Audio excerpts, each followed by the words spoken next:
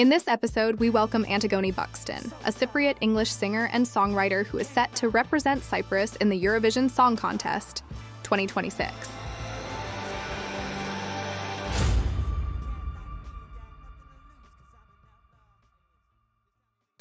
Antigoni Buxton, I am so excited to have you on this show. Hello, I'm so excited to be here. Thank you for having me at St. Raphael. I'm living the dream. I love it. I love it. Well, I've known your mommy for years and years, and we just said now you used to come here as a young kid. girl. Yeah, literally, I have so many memories like in this hotel. It's crazy. Oh, so that's it's really so nice. It's really nice to be back. I'm so happy. That's great. Well, let's dive in and talk about you. You're a singer, and you just I won't say every year, every month, it's like you're doing something new, you're going even higher, you're performing in a bigger place. Tell us a bit about your career and how did you get into it, first of all? Well, I always knew that like I was going to be a musician, a singer. Like I never like thought, oh, what should I do in my life? Maybe I'll do that. Like I don't remember not knowing that this is what I was going to do from like my youngest memories. And yeah, it's a weird old industry. I got into the industry when I was really young. I was like 14 when I signed my first publishing deal. Wow. And then I was in the songwriting kind of circle, and I ended up signing a major record deal with Island Records, and then that didn't work out because the guy that signed me left the label. And so it's been like a whole like roller coaster journey, but I feel like it's all been like part of the blessing of figuring out the kind of artist that I want to be. And I think, I bring a lot of my culture into my music. I'm very proud of my roots, and once I started incorporating elements like the bouzouki and certain cultural things that you don't always hear outside of like our culture, it felt like, oh, I'm really making the music that I was meant to make. Yeah. And yeah, it's just been a crazy journey. Like my last couple of songs, the first song I released this year was an Arabic song with an artist called Ahmed Saad, who's an incredible Egyptian artist. And then before that, I ended up doing a remix of one of my songs with a Spanish artist. So like the last year I've released songs Bringing in Spanish and Arabic and Mediterranean, English. Yeah, because the sound of like our music is across the whole of the Middle East. It's like it transcends through that. So it's been really amazing. It's like led me to so many new different collaborations and relationships, like exploring that sound and exploring languages, and it's been just crazy. It's so much fun, and I'm just really enjoying myself. I think also because I'm similar to you, like obviously mixed backgrounds, growing up in England. And I know, so you said you're three quarters Cypriot by blood, one quarter English, yeah, exactly. British blood.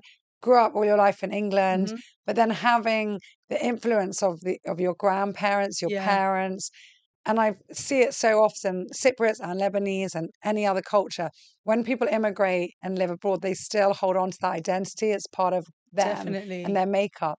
So sometimes it's drummed in to the next generation, even more than kids who grew up in the country. My mum always says that. My mum's like, us kids of the diaspora, we like have to hold on to our roots. Like, you don't get. If you talk to my kids about being Cypriot, they're like, whatever. I'm Cypriot, whatever. We're going to live abroad. They're really not that bothered. And then a counterpart, a friend of mine who lives in the UK, he's half Cypriot. His kids speak Greek fluently. He's like all on about Cyprus. It's unbelievable. Yeah, and it's just, even things like the food, like, you have to, if you want to have like certain delicacies and whatever, you have to go to the Cypriot bakery or you have to source it. It's not just there. It's not just accessible. So it makes it kind of, I guess, more special. So yeah, that is, I see that myself a lot. Like a lot of people that grew up outside hold on to the roots even more because they're not just naturally there. You have to hold on to them. Yeah, so interesting. So I've got a few fun questions I hope to ask you. So let's talk about Eurovision. Eurovision, come on, put me on, guys. No, it's always been a dream of mine to represent Cyprus in the Eurovision. Like ever since I was a kid, ever since I was like watching, I remember watching Elena Babadouza represent and win for Greece and just being like, oh my God. Yeah, 2004, wasn't it? Yeah. I literally have such a vivid memory of like sitting on the floor at my aya's house, like watching this. I must feeling so proud. Huh? Yeah, just being like, this is so cool. And I feel like I've always felt like it's something that I'm like destined to do. So, you know, you got to just trust in the universe, trust in God, trust in the right timing. And like, I believe that I will do it. I just hope, you know, would love to do it for this coming year. I like have a great song for it. And, you So know, I was going to ask you that. If they told you to say, okay, you've got Yeah. Eurovision, what song would you sing? so I have a song that I've written like specifically for it. And it's like, it's upbeat, it's fun, it's very In much Greek or English? a bit of both. Yeah. So it's very much like soundscape wise, it's quite like, you know, I want to say Cypriot influence more than just Greek because it's quite like Middle Eastern. Like people forget that we are a country in the Middle East, and that's something that I wanted to show in the song. That's like, you know, like you said, you're Lebanese, you grew up here. I have friends from Cyprus that also like mixed heritage. That's a beautiful thing about Cyprus is that it is this kind of like Melting melting pot. pot of like different culture, and that became Cypriot culture, and we have our own dialect. You know, when you go to Greece and you speak and you're Cypriot, they're like straight away, oh, you're Cypriot. You know, 100%. when my cousins from the village speak, if someone from Greece was listening, they wouldn't understand them. So I wanted to put some Cypriot dialect in the song. So the song begins in English. It's got a bit of Greek and English vibes in the chorus, but the whole of the second verse is fully in Cypriot dialect. Oh my gosh, that's hilarious. So it's like, it's really fun. It's got a big dance break. Come on, let's shock Yeah. our listeners. Sing something. I can't. Sing No, it's something. like, I can't. I really can't because Or it's obviously anything. not. Another song? Another song, Let's what do you it. choose. Tell me something, Greek or English. Let's do Greek. I always run to a Nana Visti song. She's Okay. like my queen. Amazing. Είμαι στα πάνω μου, είμαι στα ρέα μου, γιατί με τρέλανες εσύ, αγάπη νέα μου. Είμαι στα πάνω μου, όλα είναι τέλεια, ο έρωτας μωρό μου είναι ψυχεδέλεια. Woo! Got me singing 9 in the morning. I love it. I love it. I'm like, I want more. I want more. Let's do English. English, I'll sing a little bit of my latest single that just came out. It's called Sleeping Alone. I love this one. Thank you. Time will pass and I'll just keep on breathing through this. Pain won't last. It's what everybody's telling me. Oh, I'll try to keep my head up, take it step by step, but no matter how bearable the days get, I just can't get used to sleeping alone. I'm so tilted now you're gone. When I lay my head down, I just think of you. I'll leave it there. I love it. I Thank love you. it. You're Thank amazing. you. You're amazing. Tell us about singing. Okay, so you're a little girl. Many girls are there with a hairbrush. Yeah. Like, I want to sing in front of the mirror. You know, we've all been there. How did you make that a reality? Like, where did the training come in? Where did the practice, the vision, the drive? Tell us. I just like always sung. When I was really young, I ended up like kind of entering myself. I found this like flyer in my school for this like Finchley Carnival like singing competition thing. And I like took it to my mum. I was like, I want to do this. And I think my mum was like, yeah, sure, I'll do whatever. They didn't really know like that much about it. Didn't take it that seriously. And then I went on stage and I sung. And my mum and dad always say that was the moment that they were like, oh wait, she can actually really sing. Apparently, like everyone who was like there with them was like, you didn't tell us she had like such a good voice. And they were like, we didn't know. We didn't really realize. Like, so I was like as young as 7, and I think when I was about 9, 10, I picked up a guitar and started trying to learn like to write music. Very unofficially, you know, I've never had like classical guitar training or classical piano training or classical musical singing training. It was just something that was like a release for me, like, you know, and a passion. yeah, exactly. And I grew up and I loved like artists like Taylor Swift who really put a lot of storytelling into their songs. I had such an eclectic different genre of music that I listened to. My dad listened to like a lot of Greek music, and my mum listened to like a lot of, you know, like the Bee Gees, and so much random stuff kind of influenced me as I grew up. And I think I started writing you know, probably pretty terrible songs when I was as young as like 9 or 10, 11, and then just evolved. It's all relative. There. Yeah, I bet you they're amazing for your I age. think they were great for like a 10-year-old. Like. Exactly. You can't. Yeah. So then that kind of was the process, and then through just trying to do little shows and open mics and whatever, like slowly found a little way in the industry, and yeah, it just kind of grew from there. Amazing. I love that. So the music industry often pressures women to fit a certain image, a style. Have you ever felt that you've been pushed to change your look or be more marketable in certain ways?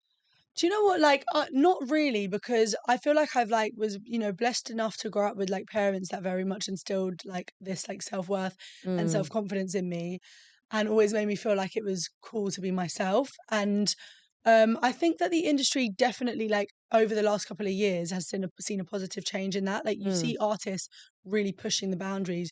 You see women who don't fit that stereotypical Oh, look what at a Billie pop star. Eilish. I just went to see her in concert. I mean, She's she came on in a t-shirt, and a she's always said that baggy, that's who I am and that's what I do. And you get artists like Lola Young who like are so authentically themselves, and they do not conform to any sort of mm, body expectation, and that makes them sexier than yeah. anyone because they it's that confidence and that glow. And I do think that like the world and the industry had a really positive shift in that. Of course, it's not going to be completely gone. I think I put my own pressures on myself. Like I like to look a certain way and feel a certain way. Like if I'm on stage and if I'm performing, like I'll analyze. And but on the most part, I try to like not get bogged down with that and just like focus on like the music and the singing and the Mm. performance, because that is the part that really matters. And I love that you also support local Cypriot designers. We Yeah, were for both sure. at the Yeah, Nika we Awards were. Yeah, who are you recently. wearing? Gregory We were both Morphy. wearing Yeah, Gregory we were Morphy. both. Ah, Yeah, he was so happy. He was like, yeah, oh, yeah, he's like, so lovely as yeah, well. he's really And sweet. congratulations to him. He won an award too. Yeah, Yeah, I loved that dress. It was like felt like a yeah, princess, and definitely like I always would love to like if I went to the when I go to the Eurovision, let's positively affirm. yes, I will have a Cypriot choreographer, Natalia Michael, who I work with. I worked with her in Idon last year 2 years ago, and I was with Nigos Vertes. I will wear a Cypriot designer. I hmm, will go and sing in all the tavernas and do like a taverna tour of all the like I want it to be so Cypriot. Like yeah, something that I find frustrating is that like for the last few years there's been incredible artists that have gone, talented, amazing artists, but none of the songs have had what have they had to do with Cyprus? There's been no like Cypriot vibe. mm, So if I really want to like show our culture, like that's the whole point of the Eurovision, is to show what your country does, not yeah, just and what do a can great do? song. Yeah, So yeah, like and supporting like as many Cypriot creatives within that yeah, process would be like the best thing. yeah, definitely. Oh, well, we're rooting for you. I Thank love you. Eurovision. Yeah. I don't know if it's a thing in Cyprus. Like when I was studying in the UK, I remember I was like, I can't go out that night because it's Eurovision. Yeah, yeah. Everyone, even my Greek friends, Yeah. were just taking the piss. Yeah, really? Like not Cypriot friends, Right. The because Greek, right, yeah, right. but the ones from Greece or the British, They love it in Greece, they were but the like, what? British. They were like, what do you mean? And I'm like, yeah, no, it's Eurovision. Yeah. Like, who watches that? I'm like, everyone. What do you mean? Like, it Yeah, the was, UK is so snobby about it. Like, no one really yeah, watches it in the UK. That people have asked me before, like, would you represent the UK? And I'm like, no, I wouldn't. Like, because first of all, like, my whole vibe is like yeah, all being about Cypriot as well. Mediterranean. Yeah, but also it's like they just don't really like appreciate it the way that we do. Yeah, I know here it's a massive thing. It's We're just so changing a proud bit of it. though. I do think that people have become more like ever since Sam Ryder went and was just so incredible. And like I believe I know who's going for the Eurovision this year for the UK, and if it is that person, they're absolutely amazing. Mm. So I think it is No, changing they and it's have had becoming some cooler really again. good. They have had some really good Yeah. singers go up, definitely. Um, so your lyrics often talk. I mean, like all songs, it's obviously about love and Mhm. heartbreak, and you just sang that amazing song for us. Um, do you think that heartbreak makes better music? And it's not just music, actually. It's poems. I mean, every poet Yeah. since the dawn of time has been trying to Yeah. define what love is. Mhm. And so 99.9% of songs are about that, Yeah. and a lot about heartbreak. So, yeah, tell us more about that. Well, it's just the most extreme human emotion, isn't it? Like love and then heartbreak, and through pain comes inspiration. I definitely have written like my best music, the songs that I'm like the most connected to and the most proud of from being in a really like low place. My next single is actually this is the quickest I've ever written something, got it finished, and I'm releasing it. And it's about quite a recent breakup that like was like really like really hurt me. Yeah, just And painful. I literally like sat down at the piano the day after like it all went down and just like wrote the song from start to finish in like an hour. Like I don't know the last time I've done that. Like that kind of, Yeah. and it really Well, is like a Dido wrote her whole album, I think, in 48 hours wow, when when she went through, yeah, because it really, I can't explain it. When that inspiration takes you, it's like a cathartic experience. So, I go to the studio and I'm like, cool, I want to write this kind of song today on a casual day. It's like, oh, let's try do this vibe, that vibe. And it's much more of like a process that's creative and, fun. Whereas when you're really feeling something so deeply, I don't even remember writing this song. It just it just writes itself. Just writes itself. And like, that is one of the like blessings and silver linings of like being a songwriter, is that like it really is a form of therapy. It's creativity, exactly, at its best. Exactly. So I was like, like really down like in this period, and when I wrote the song, like I played it to my manager or whatever, and he literally said to me, he was like, your energy feels lighter since you've written this song. So yeah, like I love, we got to take the silver linings in this life. Also, heartbreak diet, big slay, like, gave me a little like boost fitness wise, and I was just like, yeah. It's true. I always laugh at that. Whenever I see, I've seen a friend recently, she looks the best she's ever looked. Yeah. And I'm like, oh, what are you eating? She's like, oh, easy, I just divorced. Right. Like she's exactly. Yeah. I mean, because you like the body, like in your mind and everything reacts in such a way when you feel extreme emotions. So yeah, I definitely take like inspiration from my real life things. I'm definitely a storyteller in my songs. Then I wonder, like people like John Bon Jovi, he's been, with his high school sweethearts, and all his songs are just amazing heartbreak songs. And I'm like, wow, he must watch either a lot of movies, read a lot of things, or talk to a lot of friends who are going through. Yeah, that is true too. Because I've written songs also like about things that my friends have been through. Like something happened, I think, oh, that's such a cool story. Let me zoom in on that. Yeah, let me build like on it. Ed Sheeran, how many songs has he written about what his mother or father have been through, or grandparents? Exactly. So that empathy can go create so magic far. as well. Yeah. And also like it's also nice to write songs when you're in a really good place too. It doesn't, like they always say, it's like the curse of like being a creative. They're like, oh no, like you need to get your heart broken so then you can write your next album. It's like I rebuke that. The poet needs the pain. Right. Like I rebuke any more heartbreak. Like I'm done. I'm tired. Yeah. Like, next one. Anyway, maybe all of the rest will be about long-lasting love and despair, and So streaming. Let's talk about streaming. Has that made the industry? Has it devalued music? Do people have to think about algorithms when they're making their new songs? Tell us a bit about that. Yeah, I think, look, the industry moves and we have to move with it. I think there was an era where you would like music physically had more value, because if you're going to go to the shop, I remember like going and buying a CD, you're going to spend money on that CD, you're going to listen to it a million times. Whereas when it's so accessible, people don't naturally have as much of an attention span because they haven't made an investment into that artist, into that music, into that project. Projects have become less like important. People do more singles, but I think things come full circle because you see artists now being so hell-bent on creating a cohesive project in spite of how the industry moves. I just think it's one of those things. There's pros and cons. It gives a lot of artists that didn't necessarily have a label backing an opportunity to blow up and an opportunity to be discovered, whereas there was a time where without that machine it was impossible. On the other hand, it means the market's super saturated, so you have to fight a lot harder, and there's a lot of luck, and there's a lot of TikTok trends, and there's a lot of whatever. I had a bit of a nightmare at one point because my biggest streaming song was a drum and bass remix of one of my songs, so it had significantly more streams than anything else I have, and it messed up my whole algorithm, because when you click on my Spotify, you click on songs like Antigoni or like Antigoni Radio, and it would be showing you drum and bass music because that song, like, so it's like there's like definitely glitches in the algorithm of it. But I think it's just one of those things you got to like learn with it, grow with it, try and stay on top of like what's going on, but but still be yourself.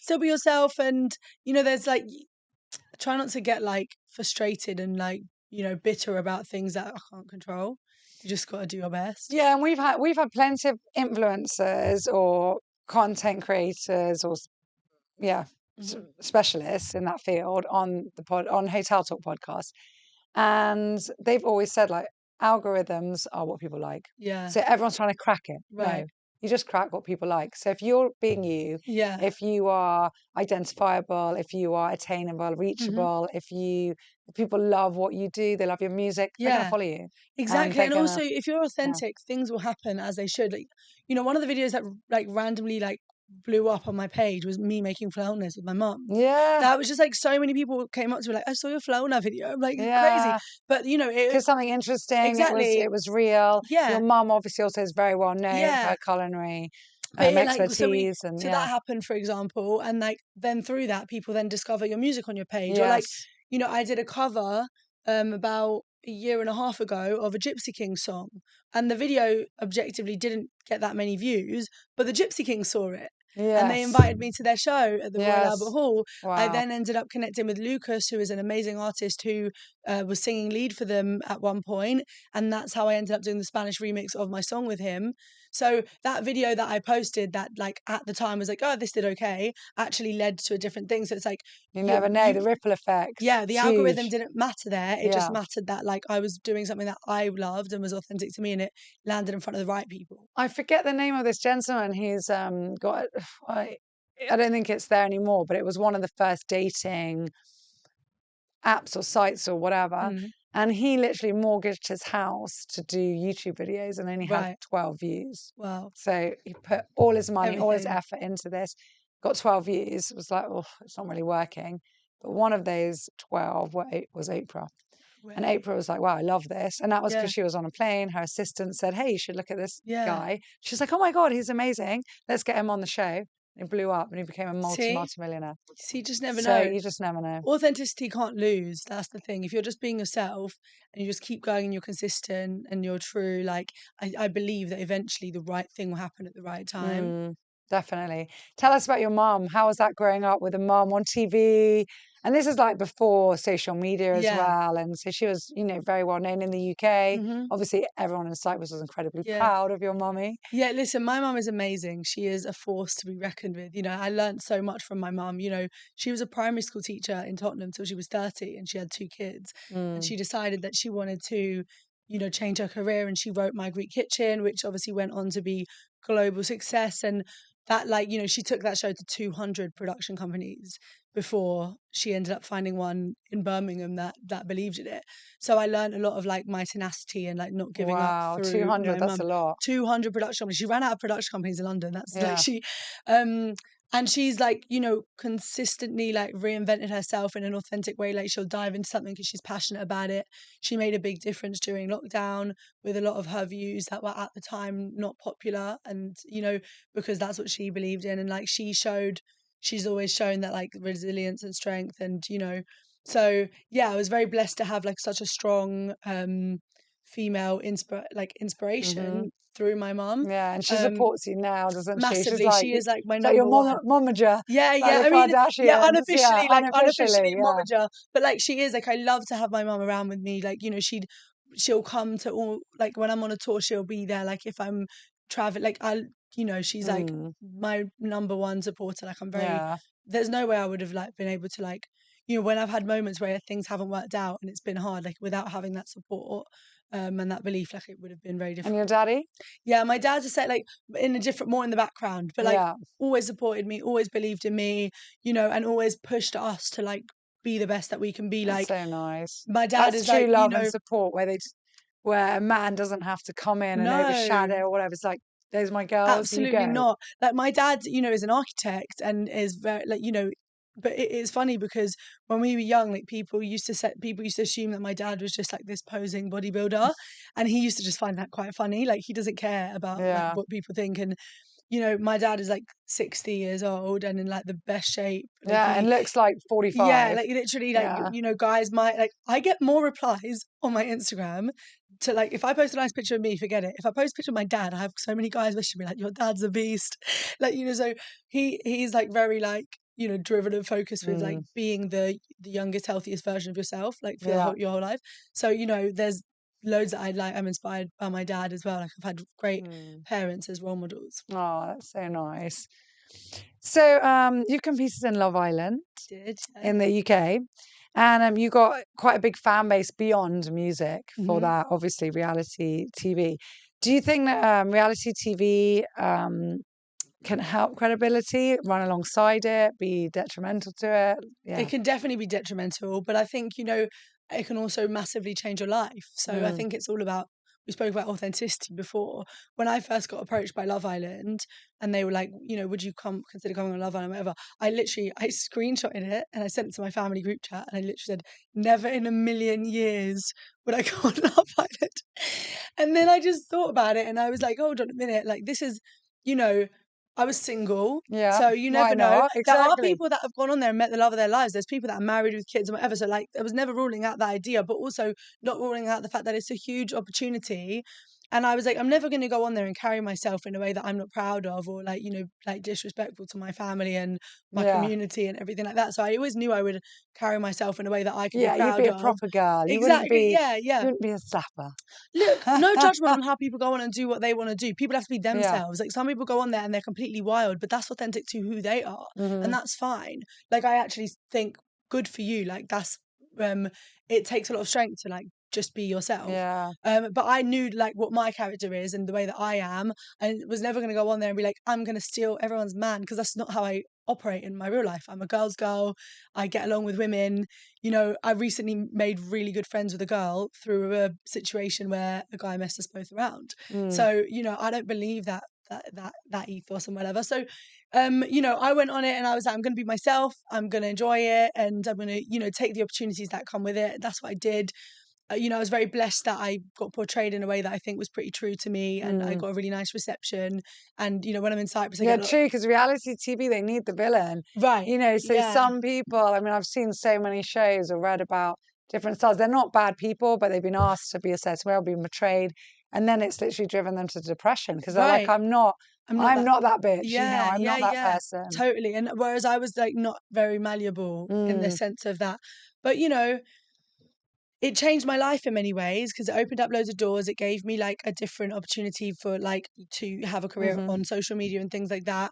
In terms of the credibility, did I feel like it like hindered a little bit with music? Totally. But I went into it knowing that would happen because you go on reality TV, you've gone on reality TV. You've opened that door. But I was just like, who cares? Like, I'm like, who cares? It's like so many people come from such random things. I mean, Cardi B has gone on to win Grammys and she started on Love and Hip Hop as a stripper. People like 100%. people become like global successes when their starting point was like random, and so I was like, I knew that was a thing, but I know that I'm good at what I do, and I thought if some people are like, oh, she's a singer, I am a singer, they'll come and they'll see me perform and they'll be like, okay, she's I backed myself to be like, I know I'm good at what I do, so I didn't really let that like bother me. Did you enjoy it?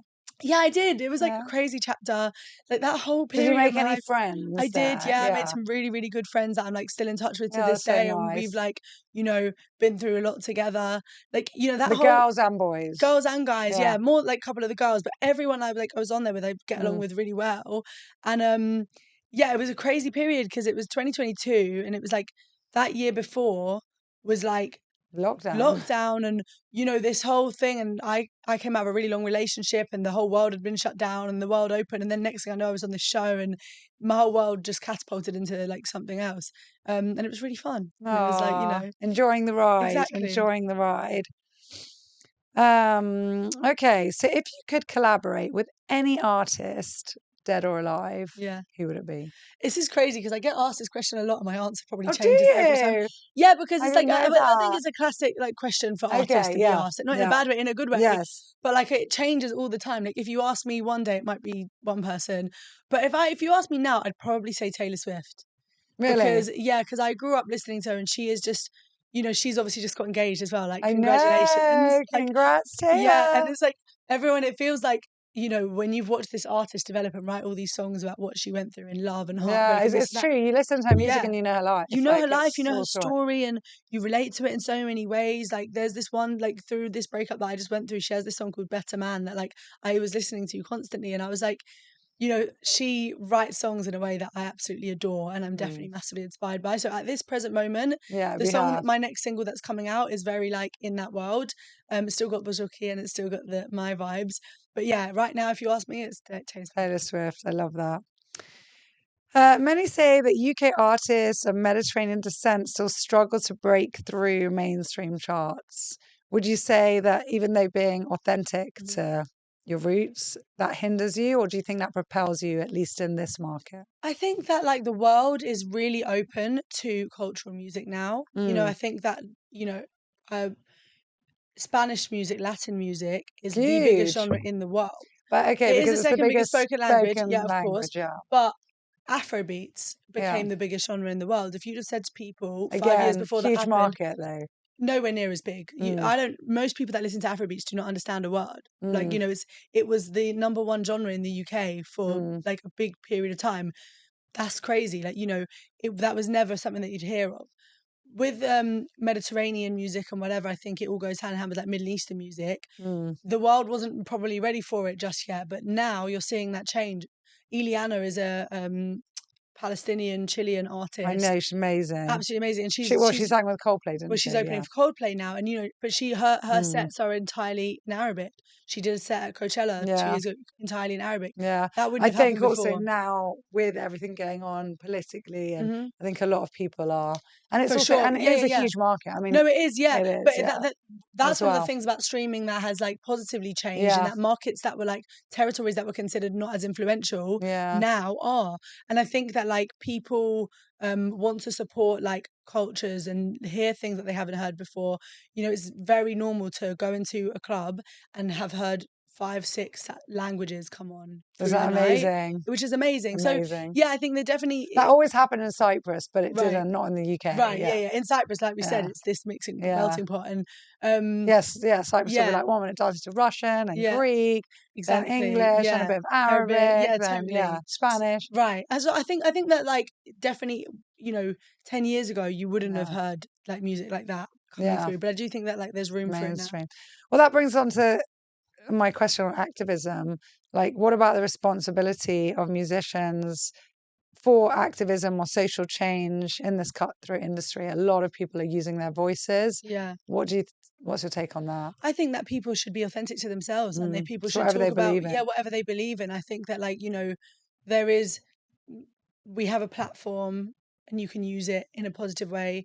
I think that artists should just be true to themselves, and if they believe in something then they should talk about it. And yeah, I think it's just, again, it all comes down to authenticity. Yeah, 100%. So looking ahead 10 years, where do you see yourself? 10 years time, I would love to have like 4 babies and be married, Ah, you first want and to have 4, foremost. like, Yeah, like yeah. you guys. Like my family, yeah. I've always wanted to have a big family, so that's that. Like, hopefully like in a very loving, happy place. And I would be maybe on my 3rd album touring the world. That would be the With all the dream. babies in hand. Backstage. Absolutely. Damn right. Yeah. Mama will be in between to breastfeed. Exactly. I love that. You see that so much now with artists. Like, Yeah. I think it's really like great. And I've always been someone that's like, I want to have both. Both Yeah. are so important to me. So, Yeah. yeah. And why not? And we can have it. Exactly. Yeah. Can have it Yeah. all. As we can. I always say, I think Oprah said that as well. We can have it all, not necessarily at the same time. Yeah. Which was one of my struggles when I started having children. I was like, oh, I'll be back and I'm going to travel. And then I realized, well, I can't do both right now. But the older I've got, I've realized that's such a small period of time that I Totally. panicked. I was missing out on maybe my career or something else. But no, you can concentrate on that. And then there'll be time to concentrate on the next. Absolutely. And you can have it all. And it will all happen in the lifetime, but just not necessarily that same day, same month, same year. Yeah, it's all about like the waves and the different parts of it. But like bringing it back to my mum again, like she's someone that like did both. Yeah. And actually she waited to have my brothers because she was chasing her career, and they got to a point where she was like, no, I need to have another kid now. And her show got commissioned when she was pregnant. Yeah. So she was in the Greek islands filming with a 6-week-old baby breastfeeding in between takes. So it's like there's no, like you just never know the timing of how it's going to end up being. Yeah. You just got to do your best. Absolutely. Exactly. Favorite quote? Favorite quote is an ancient Greek quote, and it's "The journey is the thing." I believe it's Homer. I think that's something that's like really I've like taken on board. When I was like 16, 17, I was like, I need everything to happen now. I'm like, and I would get so bogged down and so frustrated when I'm not at a certain point, at a certain time, I haven't had certain achievements. Yeah. And then you lose time and like you lose in your life not enjoying it. So the journey is the thing, is like, I am going to take every day that happens and really be grateful for it. And then the good things are going to happen as they do. But when you look back, it's the journey that it's really the journey, is. exactly, not the destination. Exactly. I read a Buddhist quote today that was, fear doesn't stop the inevitable, but it stops you living. Right, exactly. Like, we're all going to end up in the same place, and we can fear it or not, but we've got to enjoy the journey, as you said. Bonus question. So this is a tradition on Hotel Talk that I always get all the team at St. Raphael Resort to ask a question, not knowing who's going to pull it from the crystal bowl. But guys, if you're watching, so we've just launched the Varshamas podcast, which is still with amazing people that stay in the hotel and have connections to the hotel, but it's less hotel-y. And maybe you can ask questions that you think should be asked to a guest, whether you know who they're going to be or not. So let's go. Antigoni, pick anything. Okay. Oh, I think I picked up 2. No, I didn't. Okay. Right. All right, let's see. People always think I'm. Oh,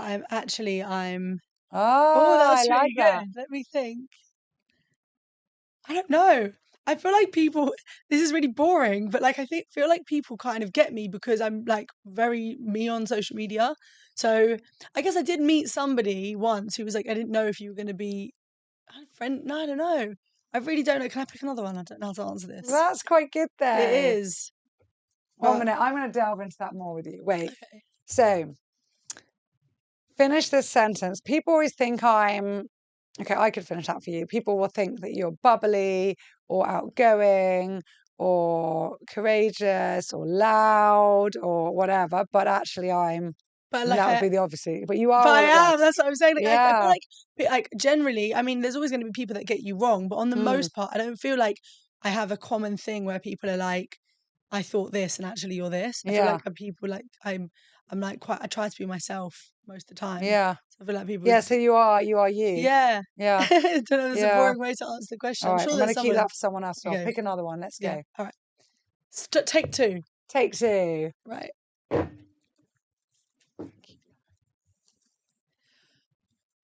What's the silliest thing you've ever spent too much money on? Oh, okay.